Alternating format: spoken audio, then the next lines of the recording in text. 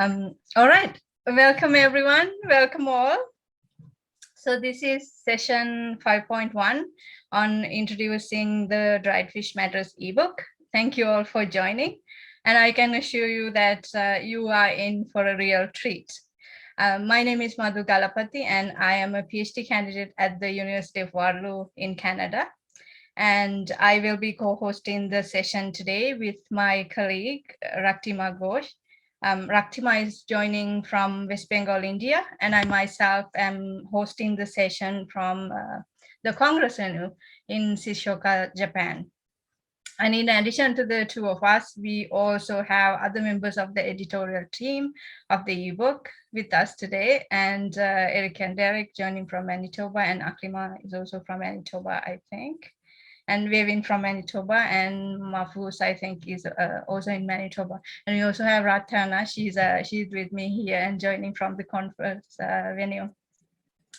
So I will turn the floor over to Raktima in a second to introduce the ebook and also to outline the format of the session. But before that, I have a couple of housekeeping rules. We would very much like to know your reactions, observations, and thoughts about the content that we are about to present. So please put your comments and reactions in the chat box. And if you have any questions, you can also use the Q&A box at the bottom of the webinar screen here. And we will monitor it, and we will have a Q&A session at the end of the towards the end of the session. And if you would like to speak live, please raise your digital hand and we will unmute you so you can ask your question directly. And now I'm going to hand this over to Raktima. Raktima, the floor is yours. Thank you, Madhu. So it's a great pleasure for us to speak on behalf of the editorial team about the TBTI DFM ebook in its pre-launch event at this Forum for Fisheries Research. The ebook is titled Dried Fish Matters, Exploring the Social Economy of Dried Fish. The volume is primarily organized as an outcome of collaborative learning and interactive research process across the Dried Fish Matters project partnership, which brings together a network of interdisciplinary research teams in 6 countries of South and Southeast Asia to address the vitality, value, and significance of dried and fermented fish in terms of its nutritional, social, cultural, and economic dimensions. Based on the idea of bringing together the findings from the field and interesting explorations from the first phase of the dried fish scoping research, the preliminary conversations regarding the ebook started among the country teams following the success of the DFM roundtables at the Mayor Conference at 2021. And then the call was issued in September 2021. 30 core chapters written by our mentors, colleagues, and friends across the DFM network seamlessly carve out specific observations, stories conveying socio-cultural values, nuanced perspectives, often complemented by rich theoretical understandings around dried fish value chain, trade, and consumption. And the ebook is a rich blending of different non-conventional formats, such as long exploratory essays, stories, recipes, photo stories, short pieces covered within 4 thematic sections, including stories and recipes, theorizing values, describing value chains, and co-learning.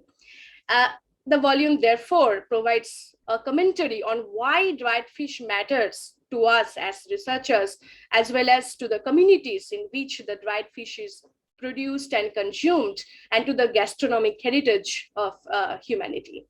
Flow and clarity in contents and lucid expressions characterize each of the chapters, which basically aim to reach a wider sphere of readers across and beyond disciplinary boundaries.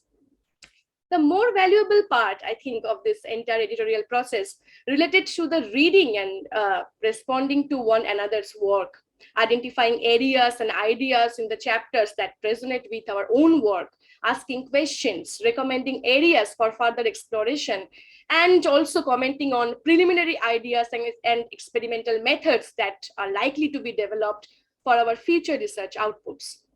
Also, the journey is filled with fun and co-learning opportunities which strengthen the friendship and communication among the country teams of the DFM project. And surely the ebook is the eventual outcome. To coincide with the global observance of Sustainable Gastronomy Day, the ebook will be launched on June 18, 2022. Now, this session will take you through the ebook and present the journey it has taken so far. The editorial team for each of the 4 sections will now present a section storyboard, providing an overview of the emergent threads of research, poetry, quotes, and excerpts from some essays and creative visuals. It will be followed by a brief reflection on the editorial process and a question-answer round. So without further wait, I will ask the editorial team of the Stories and Recipes section, guided by Dr. Ratana CHUENPAGDEE, to present the storyboard for Stories of Lives and Food. So over to you, Ratana. Thank you very much, Raktima. And Raktima is also one of the sector editors for this section, together with Mahfuz and myself. So this is a collaborative work for sure. And I apologize for not sharing the product earlier because it was done just like not long ago.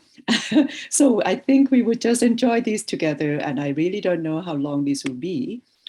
But I'm going to keep quiet for the most part unless it's absolutely necessary. Please enjoy. Yes, but he is not going to listen to you or me either, told Ramji in a shattered but hardened tone. He just smirked, was about to speak more, but words chose to remain unspoken. Whatever you say, ocean is flowing in his veins, and that salty water will not let him rest. The words, however, did not come out as his wife kept staring at him with desolate eyes. I know, you won't stop him. You are the one who encouraged him. Ramji could feel the resentment in his wife, Dhani. He quietly sat beside her and tried to pacify her. Whatever happens, I will not let him go to this cruel sea. The old lady was reiterating this again and again. Don't know why, but since morning, Dhani has been adamant like this. Ramji tried hard to convince her, but she didn't budge a bit. On the contrary, she blamed her husband for supporting him. At last, Ramji could no longer hold his sorrow and fear. He just screamed. So should I make our young son sit at home and do nothing? The old man was almost short of breath. He took a pause. He somehow managed to hide his tears and spoke again. Is there anything else he could do in our village?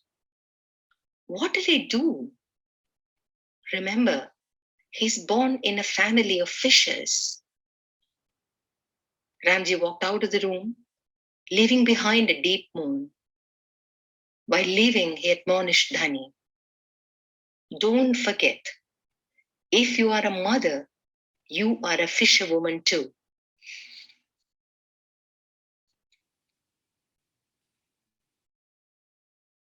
Thank you so much, Tara, for sharing that story, reading the book Salty Tears, which is an award-winning book. And here's a little bit more of an excerpt about the book. The Salty Tears is a story written by Vishnu Bhalia, a fisherman and dried fish processor in Jafrabad, Gujarat. The story is of a fisher family. Dhani, the old mother who had lost her elder son to the sea, is very possessive and insecure about her younger son, Raka. She would not allow him to go fishing on a trawler. But the time comes when the young and dynamic Raka could not hold himself from wanting to explore the vastness of the wild ocean. While Ramji, Raka's father, supports him, Dhani is just not ready to part with her son. The story very powerfully and empathetically portrays the fear, anxiety, and love of a mother on the one hand, and the exhilaration and passion of seafaring on the other, both interceded ultimately by the necessity of survival. A simple yet charming depiction of hard life of fishers.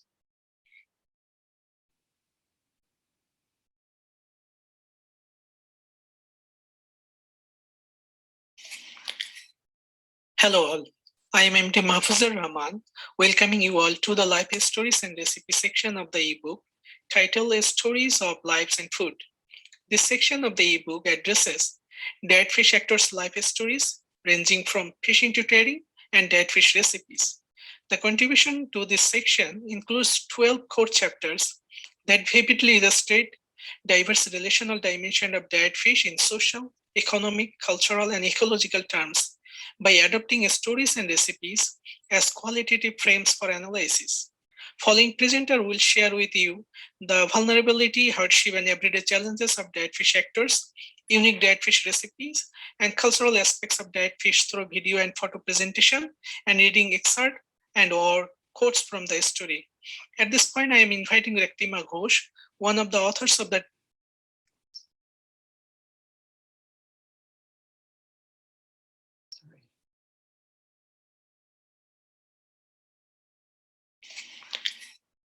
Hello all, I am MD Mahfuzar Rahman, welcoming you all to the Life Stories and Recipe section of the ebook titled Stories of Lives and Food. This section of the ebook addresses dead fish actors' life stories ranging from fishing to trading and dead fish recipes. The contribution to this section includes 12 core chapters that vividly illustrate diverse relational dimension of dead fish in social, economic, cultural, and ecological terms by adopting stories and recipes as qualitative frames for analysis. Following presenter will share with you the vulnerability, hardship, and everyday challenges of dead fish actors, unique dead fish recipes, and cultural aspects of dead fish through video and photo presentation and reading excerpt and or quotes from the story. At this point, I am inviting Raktima GHOSH, one of the authors of that story titled Local Stories of the Global Anthropocene, a one-day adda with the dead fishes of Sundarban's Delta, to present her story with a video presentation.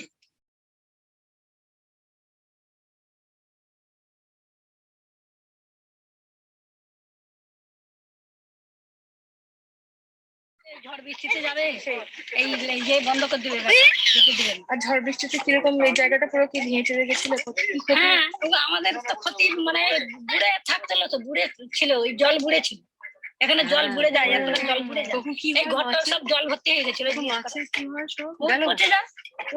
পচে ফেলে দিতে হয় What constitutes a woman's identity? What is considered to be a woman's real contribution in society? Is it her involvement as a daily wage laborer or as the caregiver of the household for which she receives no wage but pays time? Is it both or none of them?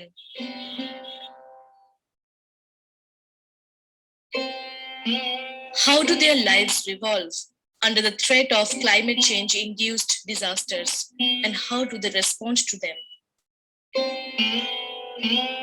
Women dry fishers who work as hajira laborers on no work, no pay basis in the dried fish camps of Indian Sundarbans are tasked with arranging fish drying yard, cleaning, binding, salting fish, tending fish that are dried on mats or scaffolds. These activities are understood as typical female tasks that are worth a minimal wage. They encounter living in tiny, frail shacks with no electricity and inadequate sanitary facilities.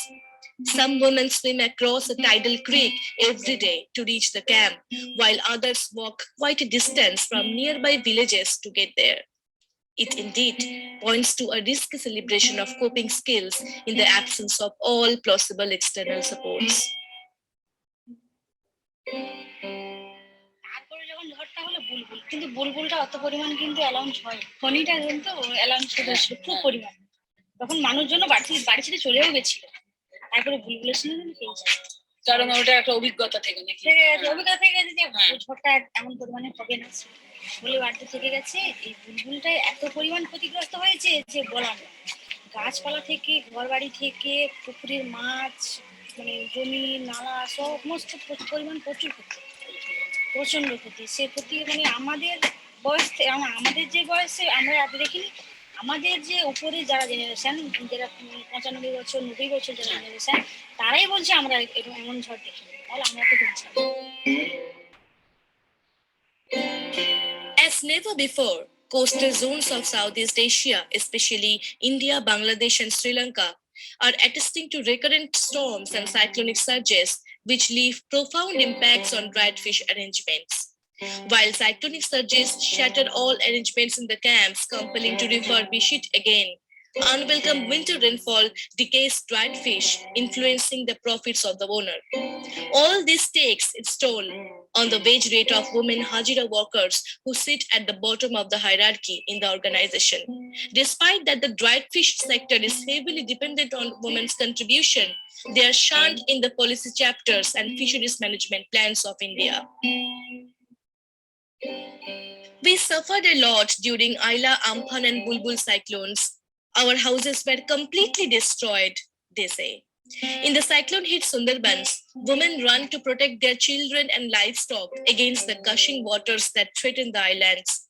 Lives there are so connected that the ramifications of destruction in one's life can touch the others, and thus they accumulate experiences which help them to be prepared for future impacts.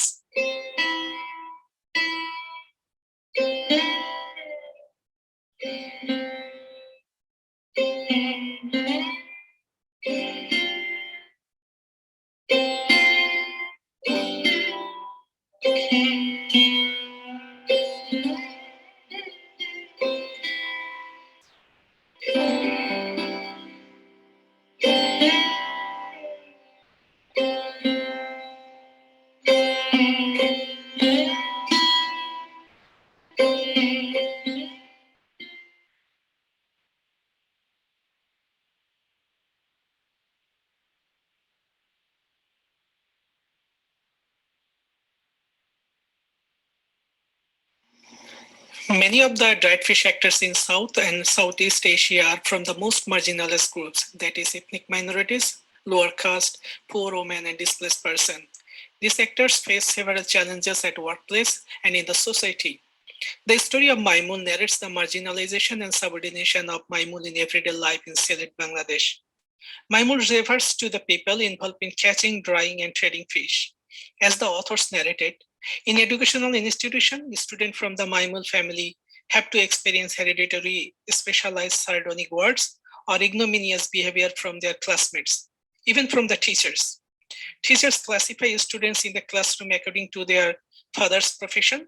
When a teacher heard that a student comes from the Maimul family, he neglects him or her and said, "Oh, your father is a fisherman, so you will also be a fisherman or trader? Why do you come to school?" Maimul family has very little opportunity to get involved in other professions in Sylhet. Other Sylhetis are not interested in accepting a Maimul as their colleagues. They are not interested in any marital relationship with them. Even if a Maimul gain higher economic status, his social status won't change. Another story titled Residing with Risks, everyday narrative of a woman at dried fish practice in the Indian Sundarbans, unveiled the everyday hardship of a woman contract labor, locally known as Hazira labor, at the fish drying centers. Jharna Das, an environmentally displaced woman, works as a Hazira labor at the drying center. Her work starts at 6 a.m. and usually ends at 5 p.m. with a short breakfast and an hour-long lunch break. She finds it challenging to balance her family and professional life. She is responsible for household work, from arranging meals to collecting potable water. Despite this hardship, Jharna finds it hard to live a good life because of the lower payment. Currently, Hazira worker like Jharna receive 300 rupees each day, which is very little for a satisfactory life.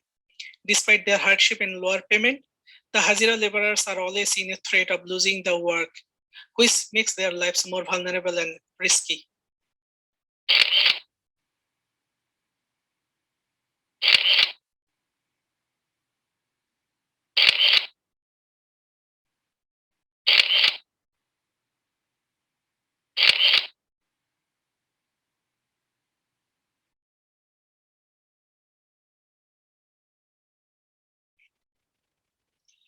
A woman in a strange place. We were told that Chocho was completely a stranger in the community. It was the time we figured out she had been living there for more than a decade. We told the group by ensuring that the visit was not about the village, but about her experience. And there was no string attached or support. However, the group followed us around the village in the hope of stopping us from talking to Chocho.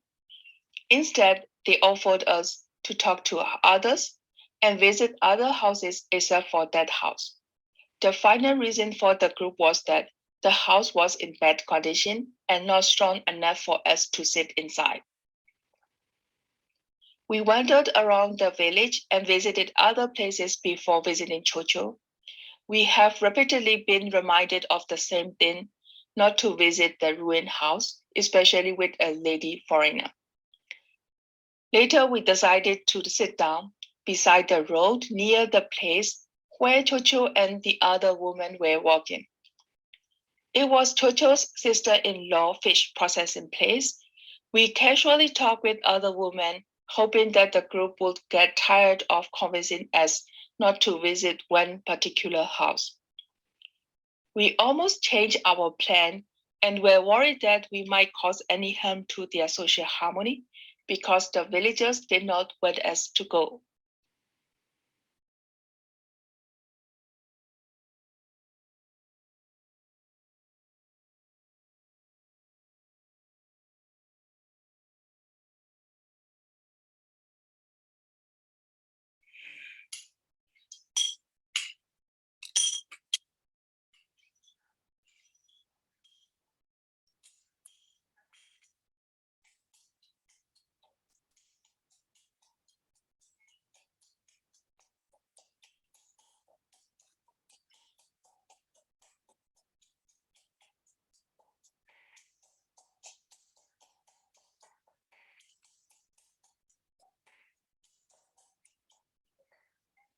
And I'm going to start fading this a little bit simply because this is a part when I'm supposed to be talking about food and recipes and other contributions that are included in this ebook. The complete story is from Thailand, but we also have many other recipes that have been contributed, grandma's recipes, how to do this and that in, with dry fish. So for us, working on this section of the book, looking at stories, life of women involved in fish processing and also harvesting and marketing, the vendor, the women who have to go from door to door, from dawn to dusk. But then we end up enjoying the food back in the kitchen, around the dining table with the family, and participate in the daily gift that we have from the ocean and from the lake and from the water that we live nearby. So it would be really good if we can talk a lot more about what we can do to support women and men and the families of small-scale fishing people who are involved in dry fish economy, so that they can continue to contribute to the social economy, to the food and nutrition security, and to the sustainability and the viability of small-scale fishing communities. And yes, at the end, we should enjoy the food and eat more dry fish.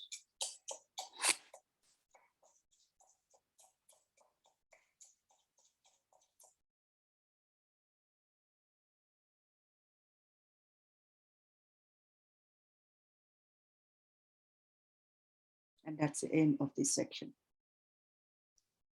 Thank you so much, Ratana. Thank you very much for the presentation.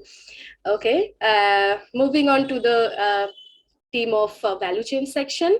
And I will now ask Madu to present the section storyboard for the value chain section.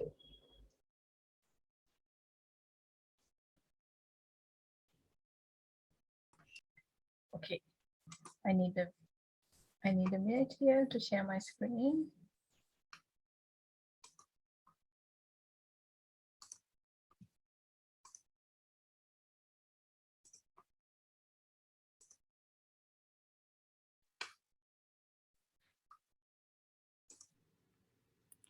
In this part of the This presentation, is now. we provide a snapshot of the thematic section of the Dry Fish Matters ebook on value chains. A primary objective of the Dry Fish Matters project is to provide the first systematic research-based mapping of the organization of dry fish production, distribution, and consumption in South and Southeast Asia. The idea of value chain provides an important way to organize the presentation of knowledge about dry fish economic relationships across space. As the Dry Fish Matters team is composed of an interdisciplinary group of scholars and practitioners, however, we wanted to develop an approach to value chains that would allow the inclusion of a wide array of factors that shape the activities and preferences of people who made a living from or who consume dry fish. We felt we could achieve this more inclusive approach to value chains by broadening the idea of value beyond just financial value addition. We sought an approach that could include other kinds of value related to dry fish, both as a product and as a materialization of relations between the people connected to dry fish. Drawing on the logic of the social well-being approach, we use the term social economy to capture this holistic understanding of dry fish, inclusive of material, relational, and subjective values. We introduce our social economy approach to value chains through two separate subsections under the thematic section of value chains. Following the same logic, we begin with more descriptive presentations of value chains in the first part of our presentation, and then move to more theoretical reflections on the value in value chains in the second part of the presentation. A striking feature of the contribution to the ebook on value chains is how DFM's social economy approach has stimulated research that covers a diversity of methodological and scales. The diversity that we presented here still only provides a fragmentary picture, but already we think that together they hint at the beginning of a new and exciting map of the social economy of dry fish in South and Southeast Asia. This and the next slide show the context of the value chains thematic section of the ebook. Regrettably, there was no time to provide glimpses of all the chapters in the value chain part of the ebook. The chapters that we have shaded with gray are those we have chosen to highlight through readings of selected texts from them. We have chosen 3 readings from each subsection that we think illustrate the diversity of participants, places, methods, skills, and ideas that are emergent from the Dry Fish Matters project. Our description of value chain include a macro-level analysis of India's dry fish trade and 2 richly illustrated analyses of particular dry fish value chains in Sri Lanka and Bangladesh. Our theory chapter selection highlight very different ways of engaging with value, social ecological, social cultural, reflexive, and semantic. One chapter strays beyond the strict boundaries of the DFM project area, but that reflects the project's ambition to stimulate new ways of thinking about dry fish, not just in Asia, but around the globe. We now move into presenting excerpts from the 6 chapters that we highlight in this presentation. Our first reading in the Describing Value Chains subsection of the ebook is by Gina Srivinvasan of the Center for Economics and Social Studies. Dr. Srivinvasan provides a macro-scale overview of the place of dry fish in India's imports and exports. This paper presents an overview of India's fish and dry fish trade and the changes that have taken place over the years using 2 different data sets. The first one is the data published by the Indian Marine Products Export Development Authority. I used data published by this agency to analyze trends and changes in the composition of the export of marine products from India over the years. In contrast, I use the second dataset, the United Nations Commodity Trade Statistics Database, to carry out a more detailed analysis of the changes in the volume and value of trade and identify the major trading partners for the export and import of fish and dry fish products from and to India. The analysis shows that besides witnessing an increase in the volume and volume of trade in fish and aquatic resources, the composition of the export basket has also undergone tremendous changes in recent times. Indian fish, cured, smoked, or otherwise treated, were exported to about 44 countries in 2019 and comprise about 1% of share in global trade. India contributed to about 2.6% of the global trade in dried fish, other than cod, not smoked trade that was worth 23.9 million US dollars. Bangladesh and Sri Lanka were the two most significant countries to which India exported these products in 2019, followed by China, Hong Kong, and Bhutan. Exports from India to Singapore, India to China, and India to Bangladesh increased considerably from 2014 to 2019. However, India's exports to Thailand, China, and Hong Kong SAR recorded a considerable decline.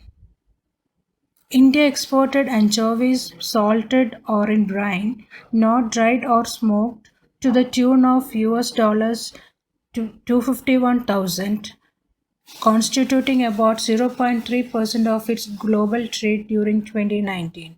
Almost 94% of this was exported to the United States. About 3.1% of global trade in cod dried, whether salted or not, but not smoked trade worth of $39.5 US billion was contributed by India. Hong Kong was a significant export market of dried cod, whether salted or not salted, but not smoked from India in 2019. India also exported flours, meals, and pellets of fish for human consumption for a total worth of 350,000 US dollars to Nigeria, Hong Kong, UAE, Japan, and China in 2019.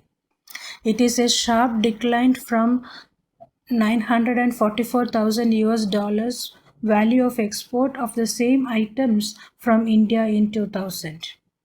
India had exported these products to 14 countries, comprising 2.5% of the share of its global trade in these products. The countries to which India exported flours, meals, and pellets for human consumption included Japan, Hong Kong, China, Thailand, Germany, Singapore, and Italy. As far as dry fish products imports are concerned, India imported from 10 countries in 2019. More than 90% of the dried fish exports were from Bangladesh, followed by small amounts from Malaysia and the United Kingdom in quantity terms. In value terms, the same countries contributed about 49%, 22%, and 16% respectively. Our second reading in the Describing Value Chains subsection of the ebook is by Madu of the University of Waterloo, Canada, and colleagues from the Ocean University of Sri Lanka, the University of Kelaniya, and the University of Colombo. GALAPPATHTHI and co-authors provide an overview of dry fish processing in two value chains, one marine and one inland in Sri Lanka. Salting and sun-drying, smoking and pickling are the traditional fish processing methods in Sri Lanka. Local annual dried fish production has steadily increased over the past couple of decades. Marine fish is processed along the entire coastal belt around the island. Substantial inland dried fish production also occurs surrounding the perennial reservoirs. The two value chains presented in this chapter represent urban coastal dried fish production and inland freshwater artisanal dried fish production. The two value chains demonstrate similarities as well as differences. The key similarities include the complexity of activity organization, decentralized operations, and heavily overlapping nodes. Each value chain comprises a series of different channels through which dried fish move. For example, some channels involve wholesale dried fish shops, whereas others involve processing and direct sales to consumers at roadside stalls. Both value chains also have decentralized operations where there is no single actor, such as a wholesale market or an intermediate through which dried fish is centrally distributed. Both value chains have heavily overlapping nodes. For example, some fishers process and sell their own catches, creating overlaps among fishing, processing, and trading nodes. On the other hand, the key differences between the two value chains include volumes handled, level of commercialization, and gendered tasks. In the coastal value chain, the scale of year-round production ranges from home-based operations to small and medium-scale drying sites that use wage labor. However, fish drying operations comprising the inland value chains are family-run small businesses, although the production volumes are much low. The coastal chain is also more commercialized and profit-oriented than the inland chain. Gender tasks and responsibilities also vary between the two. For example, men lead activities across the coastal chain while women participate in the fish drying workforce or selling within the village. In comparison, women play vital roles across the inland value chain while leading the drying knot. Overall, the details explored through this chapter provide foundational accounts of the two study value chains in relation to activity organization, livelihood aspects, and place-based connections, while also shedding light on the areas for further research. For example, gendered value chain participation and relational underpinnings of the value chains undoubtedly emerge as stipulating areas for further investigation. Thank you. Our third reading in the Describing Value Chain subsection of the ebook is by Mustafa Hussain of Bangladesh Agriculture University and Ben Belton and Shakuntala Tested of Raw Fish. Hussain and co-authors provide a visually rich overview of fermented fish value chains in Bangladesh. Fish is a natural complement to rice in the national diet of Bangladesh, giving rise to the adage Mache Bhate Bengali, literally meaning fish and rice make a Bangladesh. The fish sector, second only to agriculture in the overall economy of the country, contributes nearly 60% of the daily animal protein intake and 3.5% of gross domestic product. Fish fermenting has long been a well-known strategy of food preservation in Bangladesh. 4 different types of fermented fish products, chapa or sidol, shidal, nappi, and lona English are produced in the country. The most popular one is chapa or sidol. Production and trade volume-wise, chapa represents more than 80% of the fermented fish products of Bangladesh. The delicious chapa has long been contributing a regular menu in the diets of people of almost all categories, particularly in the north central, northeastern, and southern hilly regions of Bangladesh. In the floodplains of Mymensingh, Sylhet, Kumilla, Netrokona, Brahmanbaria, Jamalpur, Sherpur, and Kishoreganj, fermented chapa is produced. Thousands of men, women, and children are involved in the wider value chain of chapa, in fishing, supplying the raw fish, processing, drying and fermenting, and trading. Chapa is not only consumed locally, but has high demand overseas as well. For affluent non-resident Bangladeshis living mainly in Europe and USA, and poor labor community working in the Middle Eastern and East Asian countries. Traditionally, Bangladeshi women, particularly in rural areas, are fond of food products that are hot, spicy, and with a strong smell. Overall, women like chapa more than men. Commonly, 4 freshwater barbs and 4 coastal anchovies are used as raw fish to produce chapa, along with a number of freshwater and marine fishes that are occasionally used. A group of coastal fishers reached the fishing ground in the Meghna River estuary to catch anchovies, Bombay ducks, eel gobies to be dried in the marine fish drying yachts. Cart pullers bring a cart full of small marine fish purchased by a drying yard owner, and the fish landing site close to the largest fish drying yard of the Bay of Bengal coast, named Naziratte in Cox's Bazar town. Marine fishes are sorted, washed, cleaned, and salted in the Naziratte drying yard, Cox's Bazar. Most of the laborers are Rohingya women and children. A woman Putty oil producer is boiling the putty gut and other excreta to extract oil. She will sell the oil to fermentation yard owners at BDT 150 to 200 per liter. Freshwater barbs, that is putty, are sun-dried in the Hakaluke Haur area, Sunamganj, caught from nearby floodplain. The semi-dried putty will be fermented to produce chapa. The earthen containers are in the position half buried. Conditioned containers are ready to be filled with wet semi-dried fish by freezer to make the containers airtight.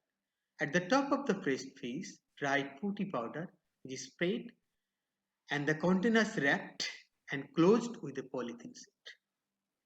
Seal containers known as motka filled with fish in Lalpur fermentation yard, that is the largest fish fermentation facilities of Bangladesh, in Ashuganj, Brahmanbaria. Once properly fermented, chapa containers are sent to different wholesale markets by the yard owners. Often, middlemen purchase from the yard owners and sell to the wholesale and retail markets. Retailers and street vendors sell the products to the consumers. Putty chapa fetches 3 to 4 times higher price than the pasha chapa at the consumer's level. A retailer selling putty chapa along with other dried in a rural market in Mymensingh. Putty chapa, seen under the spoon here, cooked with sweet gourd and spices such as salt, turmeric, vegetable oil, coriander powder, ground cumin seed, ginger, onion, garlic, and chili powder, and served with a number of fried, mashed, and curried leafy vegetables and gourds. Our first reading in the Theorizing Value Chains subsection of the ebook is by Amalandu Jyotishi of Azim Premji University and colleagues in the DFM Karnataka research team. Jyotishi and co-authors explore the implications for actors in dry fish value chains of non-standard measurement practices. Unit-based pricing, for example, price per piece, and weight-based pricing, for example, price per kg, are two of the most common pricing strategies for unpackaged groceries in modern retailing business. Dried fish markets of Karnataka, Uttar Kannada district in particular, mostly run by women, so how they navigate traditional weights and measurements on the one hand and prices on the other that vary by fish across the supply chain nodes. While mapping the dried fish markets in Karnataka, the authors noticed that sellers of dried fish use different weights and measurements for selling different fish species. We probed further in the supply chain to understand what measurements are followed in the procurement process of different species. This led us to multiple and varied measurements in various nodes of the supply chain of different species. We found some species being sold in counts and numbers, some in kgs, some by non-standardized heaps, and yet others by volume measured in kolaga and seru, two pails of different size for measurement. For example, dried mackerel is typically sold by the counts, croakers and false trevally in baskets, and shrimps and other tiny fish like anchovies in bowls. To add to the complexities, the weight of the fish in terms of mass and volume goes through a change as the wet fish loses weight in the drying process and level of moisture content. The amount of salting would also change the weights. This led us to ask, how do the women small-scale dried fish processors and traders navigate varied weights and measurements used during procurement, processing, and selling the products to the consumers. How do experience and intuitive cognitive abilities help these women who are barely literate to navigate the process? Is there a trade secret from which they tend to gain, or do they lose out or discount their own contribution in the process?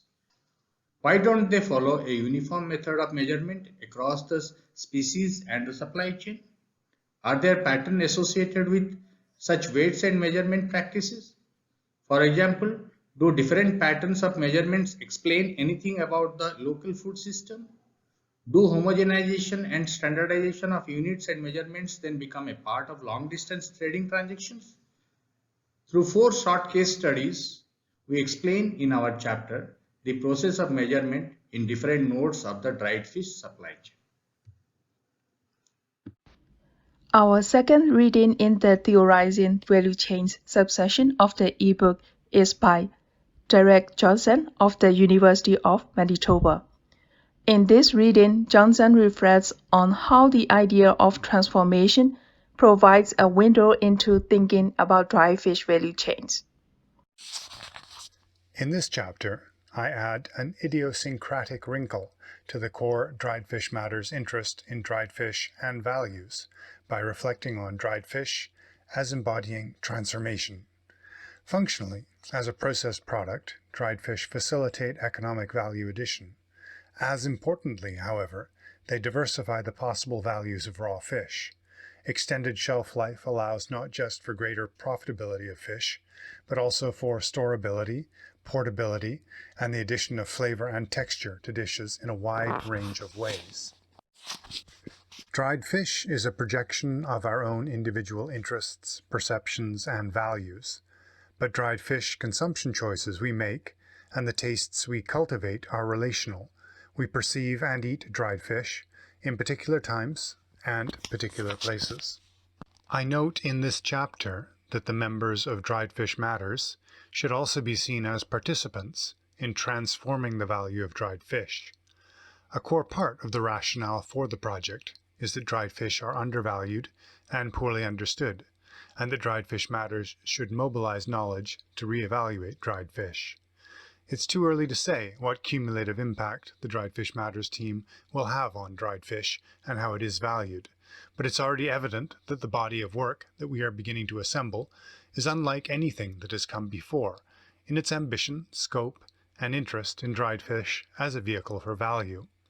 As a project, we have also yet to fully embark upon the task of translating our findings into suggestions and actions for improvement in dried fish value chains.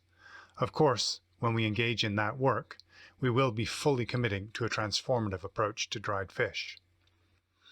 I don't intend my reflections here to be comprehensive or complete, but rather a continued invitation to the participants in Dried Fish Matters and to others whom the project may inspire to carry on the unpacking of a fascinating and tasty product that deserves much more attention. Our third reading in the Theorizing Value Chains session and the last selection of readings is by Thrift. Thrift takes us to a very different part, the Faroe Islands in the North Atlantic, where he does a semantic analysis of a Faroese fermented fish dish from the perspective of sustainable gastronomy. Negotiating the boundaries of semantic categories, as suggested by the example from our own literature survey, can be a major part of our work in the social sciences and humanities, whereby we attempt to refine or extend the language available to us in describing the contemporary world. Language work is not always technical, however, as we also define language for political purposes by proclaiming associations with categories of value. In announcing that a product or a process is sustainable, for instance, we draw positive value from the concept of sustainability, but also contribute to redefining that concept by further extending the set of objects and phenomena that it describes. The Communicative Act differs from a statement of logical membership insofar as the declarative statement does not simply imply an evaluation of category membership based on predefined criteria, i.e., judging whether the element satisfies the required properties of all elements in the category.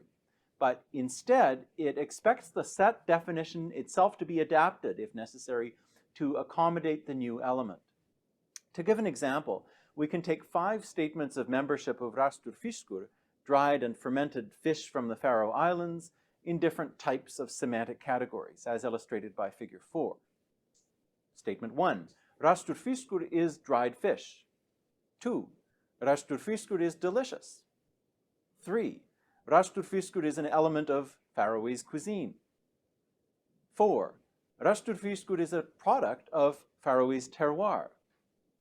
And 5, Rastur Fiskur is an element of sustainable cuisine. Statement 1, Rastur Fiskur is dried fish, is a relatively straightforward assertion that is unlikely to be contested, given that Rastur Fiskur is a fish and it is dehydrated. By contrast, statement 2, Rastur Fiskur is delicious, requires the addressee to contemplate extending the category of quote-unquote delicious foods to incorporate a product that subjectively may or may not be enjoyable.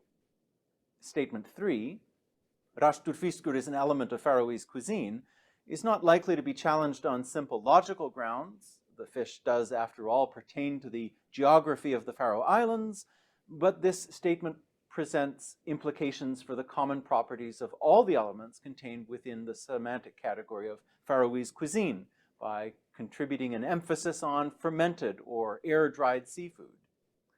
Statement 4, Rastur Fiskur is a product of Faroese terroir, involves 2 claims. First, that the Faroe Islands actually constitute a unique social and geographic environment, or terroir, that influences the flavor of foods produced within it. And second, that Rastur Fiskur manifests the qualities of that terroir. As a more complex claim, this statement might ultimately be intended to draw upon the concept of terroir to advance the position that Faroese gastronomy and natural environment are of unique value and therefore worth promoting and safeguarding. The precise geographic features and flavor profile associated with the terroir are deliberately kept indeterminate, such that the addressee is invited to do the work of imagining the complex relationships between food, culture, and place. And finally, statement 5 asserts that Rastur Fiskur is an element of sustainable cuisine, a claim that might be associated with evidence supporting any of several different approaches to sustainability, reducing carbon energy cost by producing food locally and using traditional food storage methods, for instance, or maintaining biodiversity by prioritizing non-industrial foods. The claim Rastur Fiskur is sustainable is superficially constitutive, but like the other claims in this series, is ultimately more important as a performative communicative act, one that contributes to generating the concept of sustainability itself.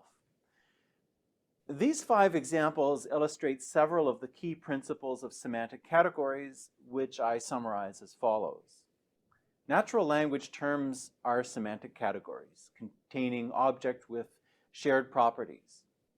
A semantic category may be defined explicitly, where membership is deduced from stated criteria, or implicitly, where membership criteria are induced from the shared properties of the members.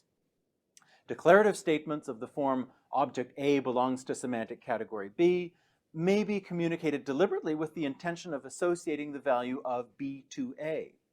Conversely, declarative and performative statements can be made with the intention of creating semantic category B out of the aggregated value of the elements referenced in the declarative statements.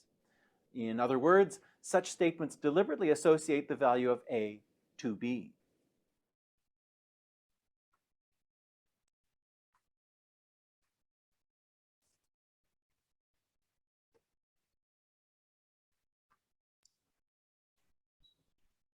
Okay.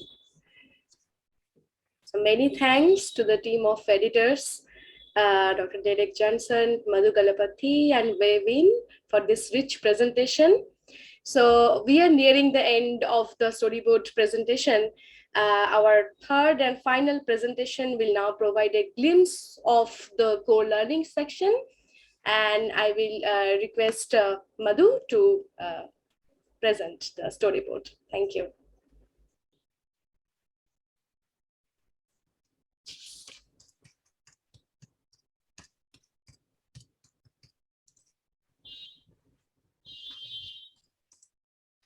Yes, so this will be presented by Aklima, right? Yes. Ah, pardon me, sorry. Go ahead. Thank you. Got the order back.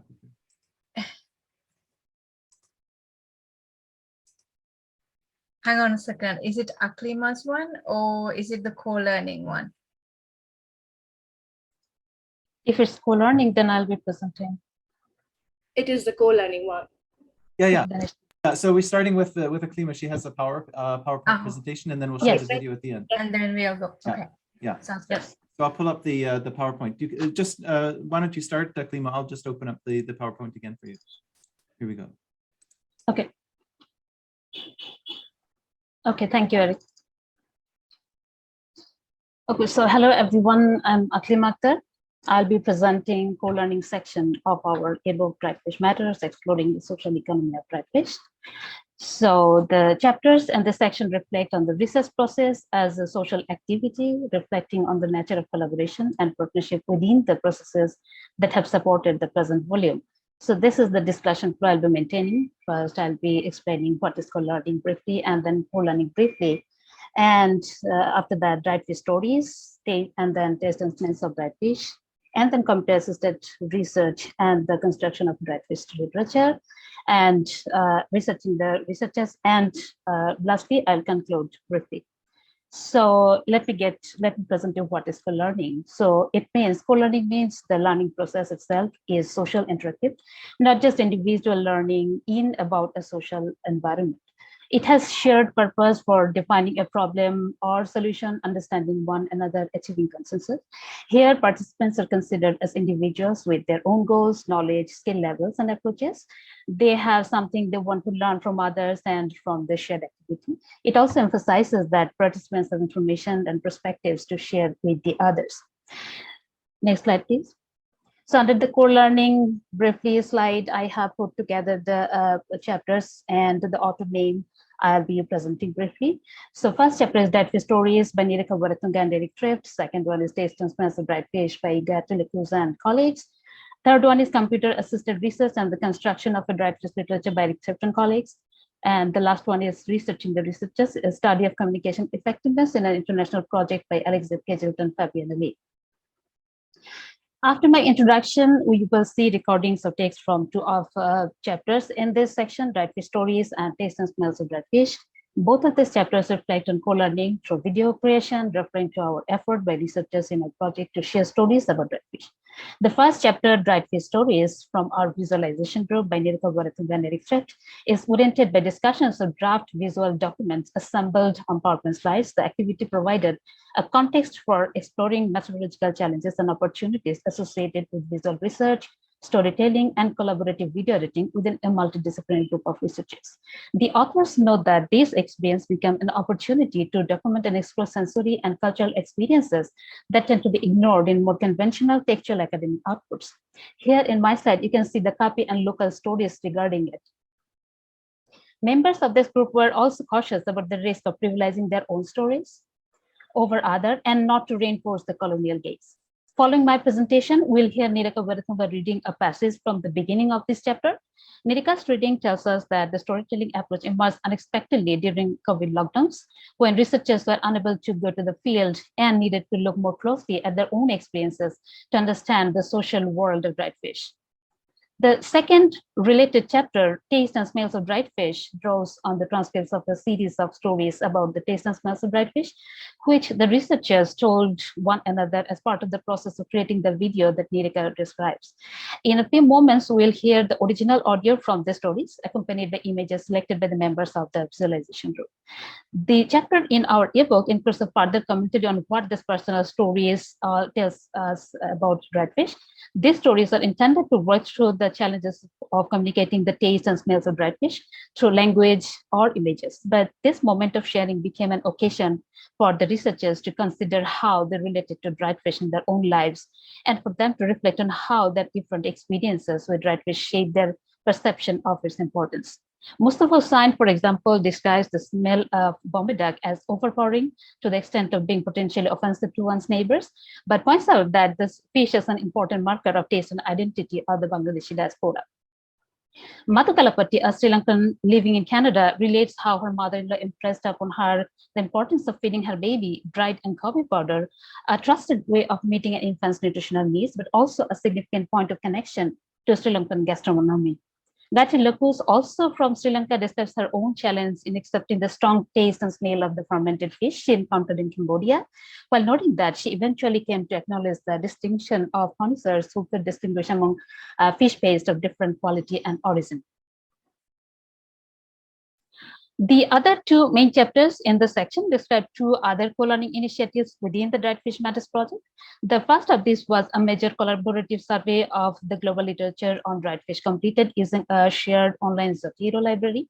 The chapter by Eric Thrift, Computer-Assisted Research and the Construction of the Dried Fish Literature, describes the ways that researchers work together to organize and find meaning in this body of literature using software tools and platforms such as Google Scholar and Zotero. That's how they have created possibilities for us to explore a much greater volume of text than a library-based review. They also accommodated quantitative and query-based methods, drawing on a combination of manually applied tags and the indexed full text of each source. These tools thus directly shaped understanding of what a literature review or a literature survey should become as a comprehensive census of digital sources. Zotero in particular facilitated co-learning through new forms of collaboration with a team of 6 authors located in 5 different cities. Through a shared online library, we are able to share the work of locating, organizing, tagging, and annotating publications. The chapter Researching the Researchers by Alexia Piazzolt and Fabian Allier summarizes Alexia's findings as a master's student, whose thesis project focused on the effectiveness of communications within the Dried Fish Matters project as an international partnership. This chapter speaks to research as a social process, highlighting the sociality of communication, in particular informal conversations that can be missing in online work, such as Zoom setting, but important part of communication. This chapter also hints at the unequal power dynamic that can shape co-learning activities. Our interview guides and consent forms play an important mediating role in the field. These documents set a standard imposed by the global north in terms of their language, content, and forms. We might view this as a disciplinary practice, but they force us to internalize a form of bureaucratic surveillance. They also emphasize on the informal conversation in the field, which is significant spaces for effective and meaningful communications. Lastly, I want to conclude by sharing that the chapters of this concluding section highlight various forms of co-learning, learning, and collaboration as major themes of this volume as a whole. Here, we take up these traits in discussing how the Dried Fish Matters ebook represents a process by which we have collectively defined or challenged our understandings of values in a shared project of making dried fish matter. That is all from my presentation. Thank you, everyone. Now we'll hear a reading from Nirika Varatanga from her chapter, Dried Fish Stories, followed by recordings of 3 of the stories included in the chapter, Taste and Smells of Dried Fish, told by Gayatri Lakus, Madu, GALAPPATHTHI, and Mustafa Hussain.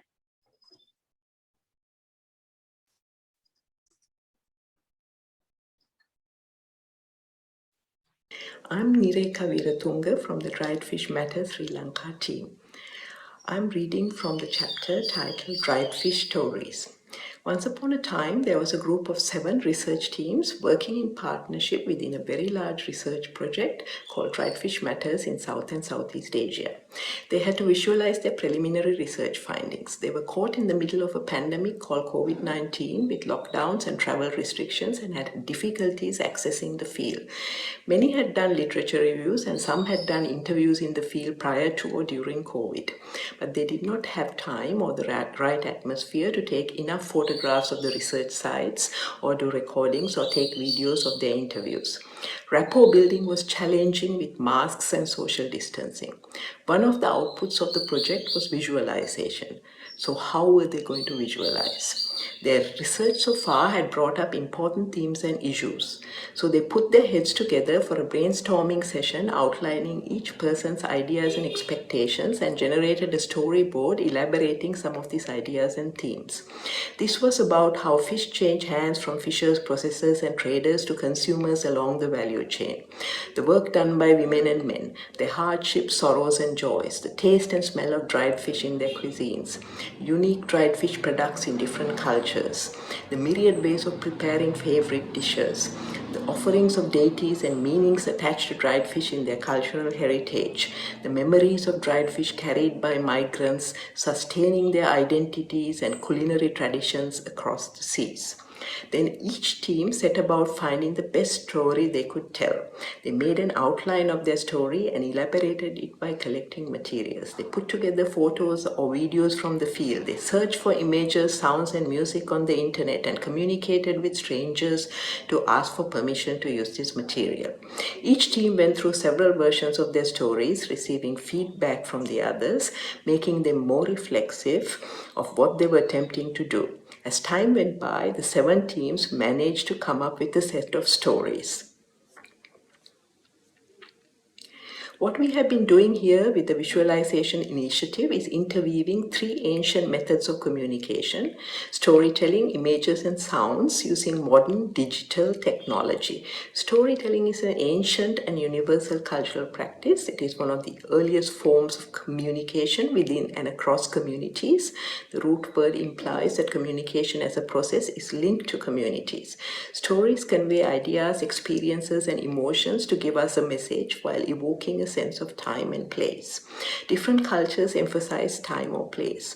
For example, many European cultures begin a story with once upon a time, whereas Asian cultures like my own in Sri Lanka begin with once in a certain land. Words in stories have been accompanied by sounds and pictures for many centuries. These make messages more vivid and powerful. Today's digital technology enables the continuation of this tradition of combining words, sounds, and images in more complex ways to tell our stories. The story told by the Sri Lanka team begins with a favorite dried fish, Karavala Hodda, linking a consumer and a processor as characters located in different places along the value chain. It uses music, sounds, and images to evoke a sense of place and tradition and refers to the smell of dried fish, which provides a twist to the high cultural value associated with dried fish. This leads to further elaboration of the sensory experience or smell of dried fish with a short vignette of a discussion by team members, as well as the story of Bombay duck presented by the Western Indian team. Working on dried fish stories together as a group within the Dried Fish Matters project made us aware that visualization is a unique method to compare and contrast results across research locations in different countries, as well as to encapsulate research findings in an appealing manner. Visualization helps to document research findings as much as to explore sensory and cultural experiences that are often neglected using standard written methods of analysis such as reports, papers, and books. Most importantly, visualization helps to convey a compelling story to move people, calling upon them to reimagine the way they look at the world and act upon their insights.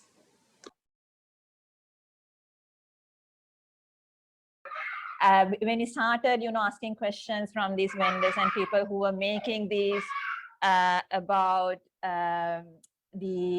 the quality of the product and how do you make it and how do you relate to this, they actually would open up, if they are the vendors, they would open the bottle that it's stored in and would give it to you to smell. And at first, my first reaction was like, oh my God. But then, slowly you start getting used to it. And then I realized that, like a connoisseur of the people who would know this stuff, they can actually distinguish between the quality, like they would be able to point towards quality product with the smell only. In my case, I grew up in the mountains in Sri Lanka, and then I got married to Colombo, which is coastal. And my daughter was born here, so when I was like getting advice from my mom and mother-in-law, they told me that anchovies are very important to introduce to a baby when we introduce them the solid food, the pureed form. And my mom asked me to just add an anchovy to the rice and the lentil, and that I would cook for her. I didn't cook her that because like I went by fruits and other stuff that I can find here. But then from my mother-in-law's side, I got this package, and there were little bottles filled with ground anchovies, like dried ground anchovies. So it was a powder, and she made sure that I add a little bit at least once a week to make sure that she get the calcium. So that's how early that taste is introduced to babies. In Bangladesh, that Bombay duck, both the fresh one and the dried one are the like most demanding and cherished. People just love dried Bombay duck. Also, the fresh Bombay duck, normally people fry it because, as you said, the fish is very, very aqueous. Like sometimes, like 7 or 8 kg fish needed to produce 1 kg dried fish. It's basically it's water, just watery fish. But people still like the taste in fresh, but mostly the dried Bombay duck is the #1 product, and everyone in Bangladesh and then in also the overseas country where Bangladeshi diaspora living, they are just very fond and mad about the Bombay duck taste.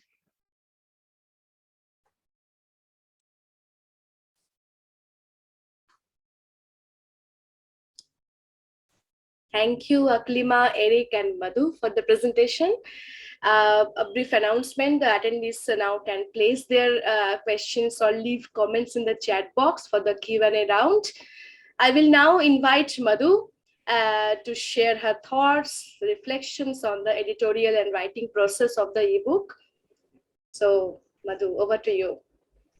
Yes. So I can share a few reflections on the writing process and in putting together this ebook. So as Raktima mentioned before, the process itself started with the call that we put out in September last year, I think it was. And then we first had abstracts, and then we had full submissions. That went through an internal review, and then there was some copy editing at the end. So throughout this process, the editorial team, 8 of us, we worked with the contributors from across the partnership in getting the chapters finalized. And our team here, as you can see, had 5 students and then 2 senior researchers or our mentors, and the work was led by the project administrator. So the editorial work itself involved activity tracking and a lot of it, and we used a web-based tool for this, which was called Trello. So we all together learned a new tool as well under the very capable guidance of Eric. And in the tool, we grouped the contributions, and then also we managed the workflow there. And several chapters are actually already available for an early download, and we will share a link in a minute in the chat box here, so you can go and check out those chapters. But I will quickly share a couple of reflections on what this work meant to me in particular. So in addition to the editorial work, I co-authored a chapter myself as well, and I guess we all did our own chapters. Everybody in the editorial team did. So in doing so, I worked with my field research team in Sri Lanka, and through this work, I was able to bring attention to their contributions to my research in ways that I would have not been able to do otherwise. So that meant a lot to me. And in terms of the editorial work, we constantly had rich discussions around the content of the chapters. We sliced and diced the chapters, the figures, the illustrations, and we also identified the threads that emerged. And during that process, it was an opportunity for me to sort of take a step back from my own research and the specific areas that I'm focusing on, and to be able to explore the big picture view in the dried fish research. So that itself was very rich experience for me. And we also got to play around with photos, illustrations, etc. Because as you saw, the ebook is richly illustrated. So it was a lot of fun. So I'll stop there for now. And Raktima, do you want me to open the Q&A as well? Yeah, because we have 10 minutes. Yeah. Yes, yeah. I see we only have 11 minutes and I actually have to go host another session as well. So we are now moving into the Q&A portion. And yes, so please put your questions here if you have any. We don't have any yet, eh? And or you can leave your comments too. Sure. Do you want to do that, Raktima? Okay, to go all the way to the top, and would you like to read? Yeah.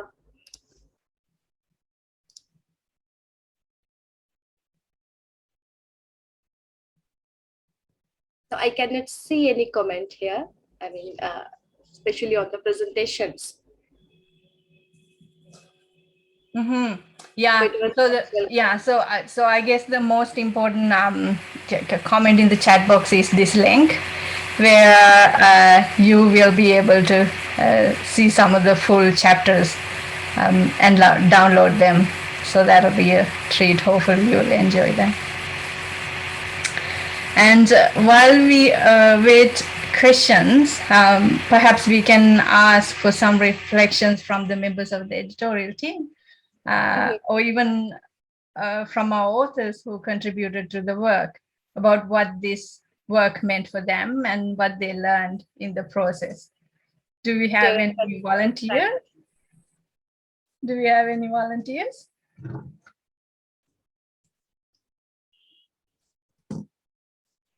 I'm actually curious to ask the members of the DFM team what they thought about this kind of presentation, because it's, this is certainly pre-COVID, we wouldn't have seen a presentation like this in a conference very commonly.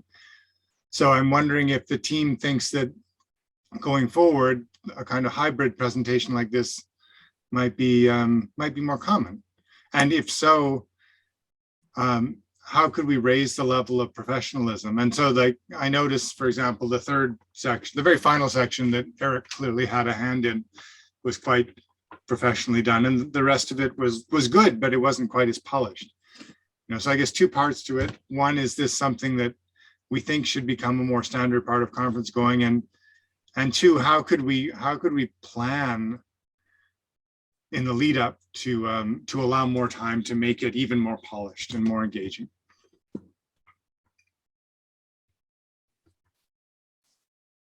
Can I say something about that quickly? Sure, Ratana. Yes, I like the longer time to planting, but I'm not sure whether we want everything to be super polished. I actually like the rawness and the kind of playful attitude that we have been taking in our project, and I think we want to maintain some of that. And at the same time, of course, this is when I was going through, or as I was looking at this, I really think that we should do more, make more out of what we have produced in as many venues as possible. I think the lessons, the encouragement that we can give to people is that they should not be afraid of doing it. And therefore, they don't need to be, it doesn't have to be perfect, but they should really enjoy it when they do it. Thank you. Well, and that idea also, that it doesn't need to be perfect, crossed my mind too, because it is, as we've talked about a lot in our meetings, the process of doing things together is also really generative. And I think, this was a brilliant idea, Ratana, to do the ebook. I think it really stimulated a lot of interaction. and actually having a deadline and having to put something together is pretty good. You know, wasn't perfect, but we got to see what everybody else is doing. We still have a deadline, right? For June 18th will be the final launch. Just to remind everyone, there will be an actual full launch of all the bits and pieces of the ebook. But I did also want to suggest just on this point. I mean, I think one of the exciting things for me is that this ebook has really kind of transcended the boundaries of just a book, right? I mean, it's not just a volume with a set of chapters in it.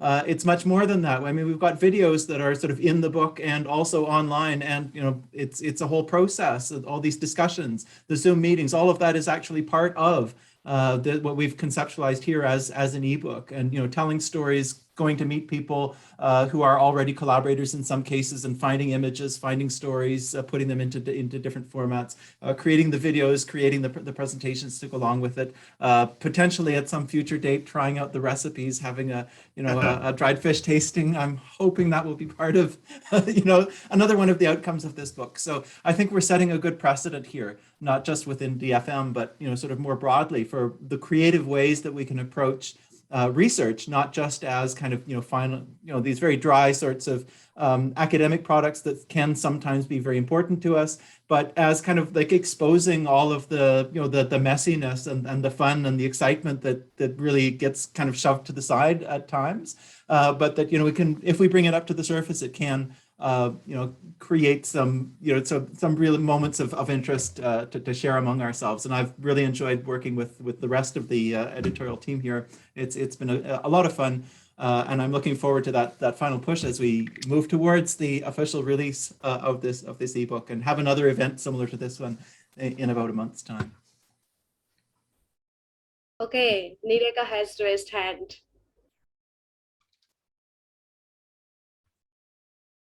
Can you allow her to speak? Is it possible? Yeah, okay, I can speak now. Okay. Yeah, so I think this has been a really good process, and I think it came out sort of processual at this stage, and I think that's part of the journey. And I was just wondering whether there would be, I mean, I assume that the launch would be a shorter kind of event, and I do have one suggestion, because I think it's nice to have this mix of photos and essays and recordings and whatnot and readings. But for example, I mean, I sent a reading, but perhaps it was a bit too long. I'm critiquing my own reading. Maybe it could have been interspersed with some of the photographs or the videos from the book, because the actual essay has video link, photographs, and all of that. So I mean, I just didn't have time to do that because of what's been going on in Sri Lanka. I mean, we are having a whole struggle here, so of a political movement happening right now, and everybody is very preoccupied with that. So I couldn't do that myself, but I think that might be something that we could do, so that you don't have somebody talking for like even 4 or 5 minutes, but rather 1 minute, 2 minutes, and then intersperse. I think that would be a good thing.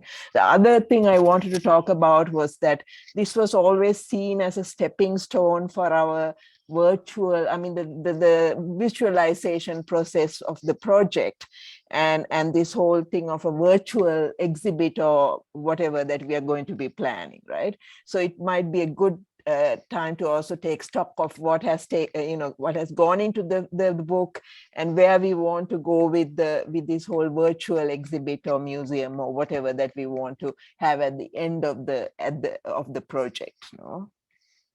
Just wanted to remind you of that too, that this is still there is a discussion that needs to be continued by assessing what has gone into the ebook, to show which to decide on which themes we might pursue, and so on, or elaborate or whatever.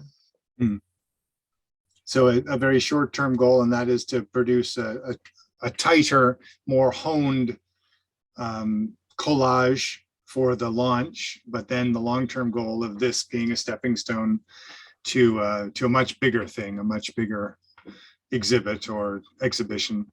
I mean, it's not just a stepping stone to the visualization plans of the project. It's also a very helpful stepping stone to continue to get our analysis of our findings together and to facilitate the ongoing planning of the more academic research and more applied research.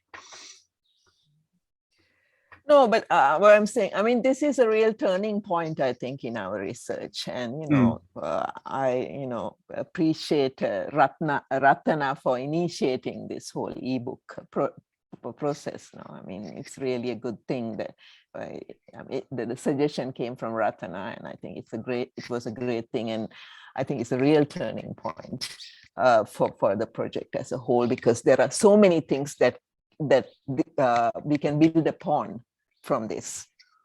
Okay, I'll stay quiet. Well, there's so many things. There are also all sorts of surprises in what I just saw that I didn't know was going to see. So there are things I didn't know were happening. It's really great.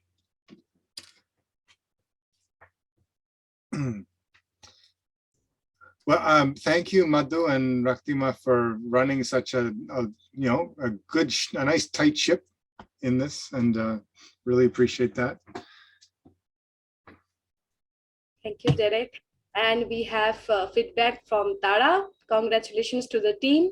I'm just overwhelmed by the depth and diversity of the content. Thank you so much, Tara. So we are close towards wrapping up the session now. And if anybody has any final comment to make, please go ahead. And then we will be stopping, I guess.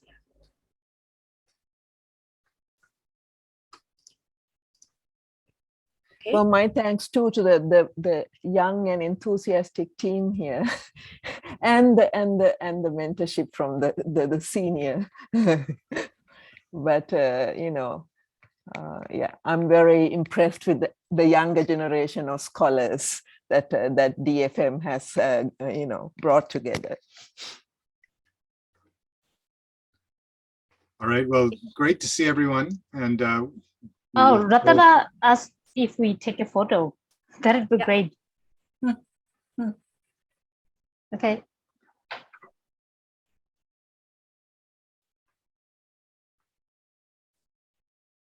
So is there a way to get a tiled view as opposed to a presenter view? We have everyone. You could have put more people too, but time is not allowing us at the moment, but everybody is captured. Good. Thank you. Great job. Well done. All right, well, then. thanks, everyone. Yeah, Thank thanks, you, Madu. Bye for now. Thanks, Raktima. Thanks, Bye. Ratana. Thank you, Eric. Bye. Thank you, Ratana. Bye-bye. Great conference, Ratana. Bye.